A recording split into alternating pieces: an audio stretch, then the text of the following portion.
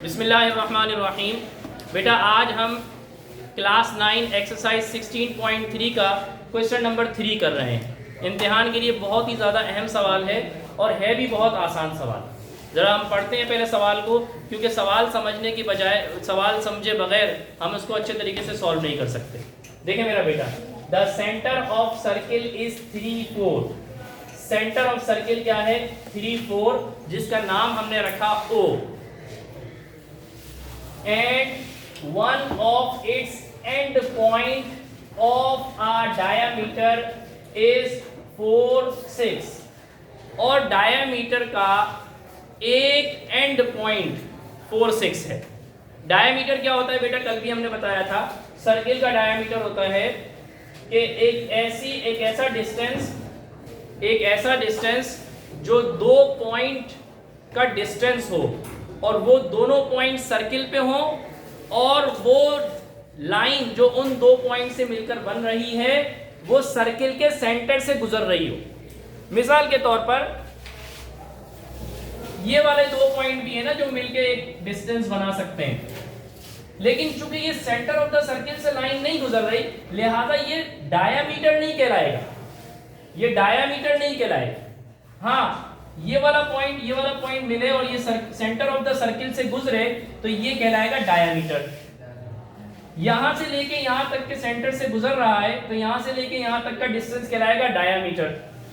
यहां से लेके यहां तक का डिस्टेंस कहलाएगा डायामीटर, क्योंकि ये सेंटर ऑफ द सर्किल से लाइन गुजर रही है।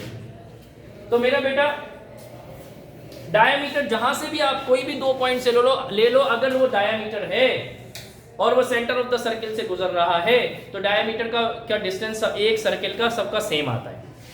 अब मेरा बेटा ये डायमीटर है, डायमीटर का one of its and point of a diameter is 4-6। हमने ये कहा कि यार ये वाला पॉइंट, इसको हम ए का नाम दे देते हैं और इसको हम 4-6 कहते हैं। इसको हमें क्या मेंशन किया हुआ है कि ये एक एंड पॉइंट है और वो क्या है? 4-6। Find the point of other and, दूसरे एंड का पॉइंट मालूम करो। तो जैसे कि जब हमने मिड पॉइंट फार्मूला याद किया था तो हमने आपको बताया था सेंटर ऑफ द सर्किल के एतबार से कि अगर हम इसका मिड पॉइंट निकालें तो इसको हम x1 y1 कह देंगे, इसको हम x2 y2 कह देंगे और दरमियान में जो सेंटर निकलेगा उसको हम सिंपल xy कहेंगे। और ये इस तरह का फार्मूला हम बनाएंगे OXY का। जो हमने फार्मूला मिड पॉइंट फार्मूले का याद किया था, मिड पॉइंट का याद किया था, वो वैसे ही है, सेम है, उसमें कोई चेंजिंग नहीं होगी। ठीक है बेटा, उसमें कोई चेंजिंग नहीं होगी।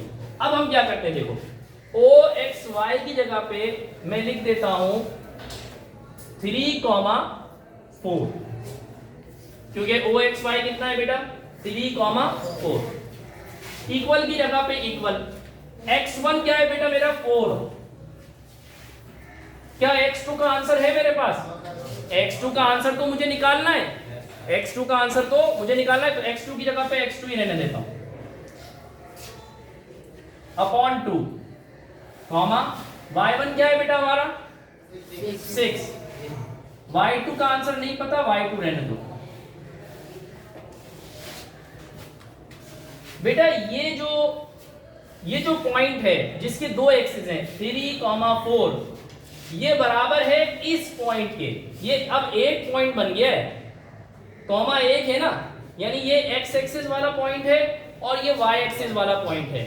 बेटा जब ये दोनों बराबर आपको बता रहा है तो इसका मतलब ये है कि इसका x एक्सिस वाला पॉइंट इसके x एक्सिस वाले पॉइंट के बराबर होगा और इसका y एक्सिस वाला पॉइंट इसके y एक्सिस वाले पॉइंट के बराबर होगा। ठीक है बेटा, अगर मैं कहूं, एक मिसाल के साथ समझाऊं, x, y बराबर है 3,4। आप मुझे बता सकते हैं x की वैल्यू क्या होगी? 3, y की वैल्यू क्या होगी?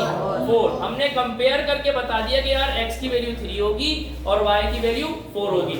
इसी तरह यहां पर भी हम लिखेंगे बाय कंपेयरिंग या बाय इक्वेटिंग 4 प्लस x2 अपॉन 2 बराबर है किसके?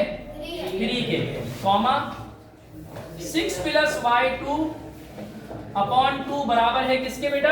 4 के। यहां से हम x2 की वैल्यू आराम से निकाल सकते हैं। 2 क्या हो रहा है बेटा? डिवाइड कोई नंबर इक्वल के उस तरफ अगर डिवाइड हो रहा हो तो इक्वल के इस तरफ आएगा तो क्या हो जाएगा, अगर वहां मल्टीप्लाई हो रहा हो तो यहाँ आके क्या हो जाएगा, डिवाइड। ठीक है बेटा, तो 2 यहाँ पर डिवाइड हो रहा है, 3 के साथ क्या हो जाएगा बेटा मल्टीप्लाई, और वहां पे बचेगा 4 प्लस x2। इसी तरह यहाँ पे बेटा 6 प्लस y2, और 2 यहाँ डिवाइड हो रहा है, 4 के साथ क्या हो जाएगा बेटा मल्टीप्लाई। अगले स्टेप में हम 2 काम करते हैं बेटा, 3 2 से क्या होता है 6,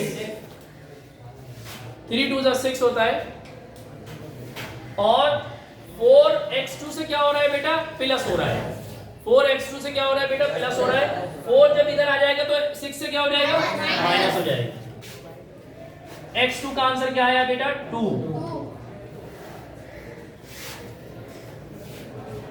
4 2 जा 8, 6 प्लस हो रहा है, यहाँ भी क्या हो जाएगा बेटा माइनस, तो y2 का आंसर क्या आ जाएगा 2। तो जो हमारा अदर पॉइंट आया है वो क्या आया है x2 y2 का जो आंसर आया है वो क्या आया बेटा, क्या आया बेटा 2, 2। आसान है ना बेटा सवाल, लेकिन अगर आपने टेक्निकल तरीके से नहीं समझा और सिंपल इन दोनों पॉइंट पे मिड पॉइंट लगा दिया तो फिर सारा जवाब गलत हो जाएगा।